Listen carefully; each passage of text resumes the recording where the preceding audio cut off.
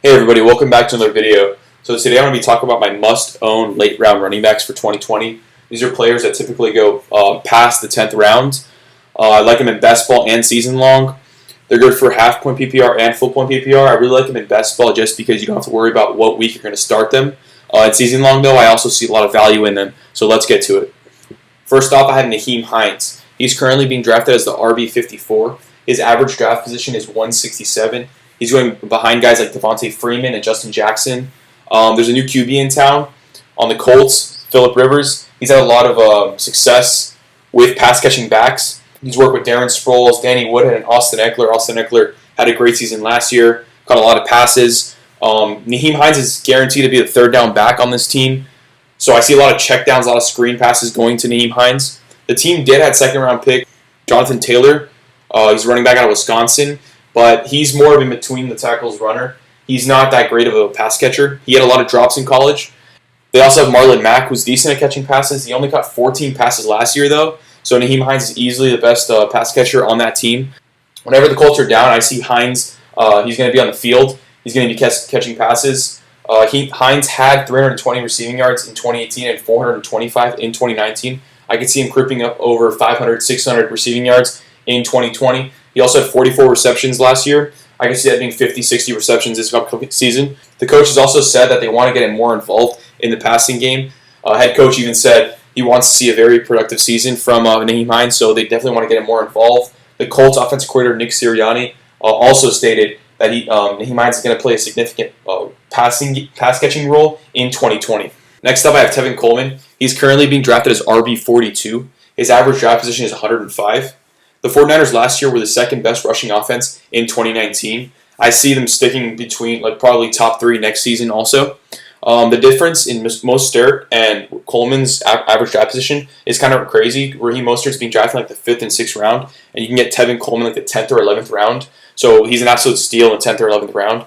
The 49ers do run a running back by committee with Mostert, Coleman, and McKinnon and Wilson next year, but McKinnon has had a lot of durability issues.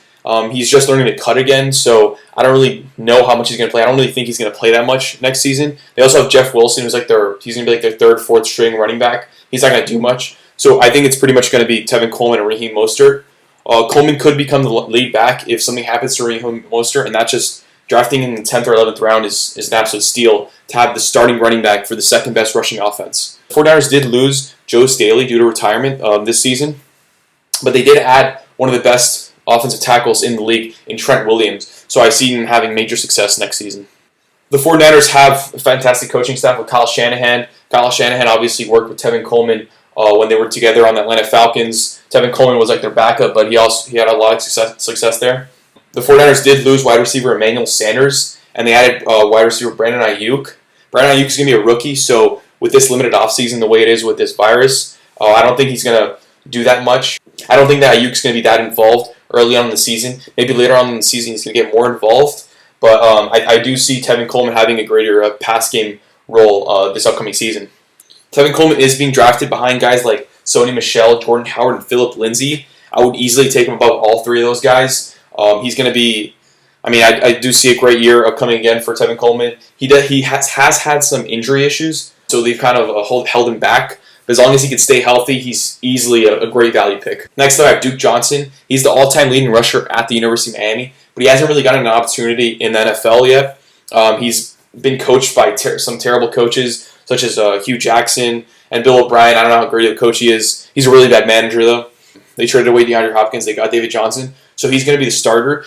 But he's had a lot of injury issues. So if something happens to David Johnson, Duke Johnson's going to step right into that role, and he's pretty much going to be like an RB2.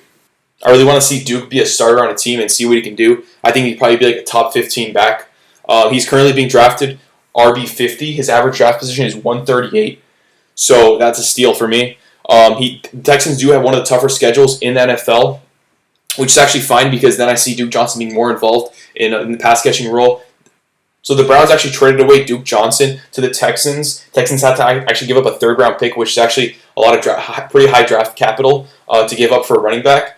Duke Johnson did average 4.9 yards per carry in 2019. He's a great receiving back, and he's caught over 40% of his passes in every single one of his seasons in the NFL. He really just needs an opportunity. He's definitely going to pop off.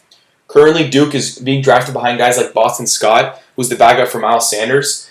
Tony Pollard is the backup for Zeke. And Zach Moss, who's a rookie running back. He's probably going to be a backup for Devin Singletary. I would take Duke Johnson over all those guys just because I know how good he is. And if he gets the opportunity, he's going to be great. You could take him in like the 11th or 12th round. He's pretty much a steal in drafts. Thank you all for watching. Make sure you like and subscribe. Comment down below if you enjoy these videos. Thank you.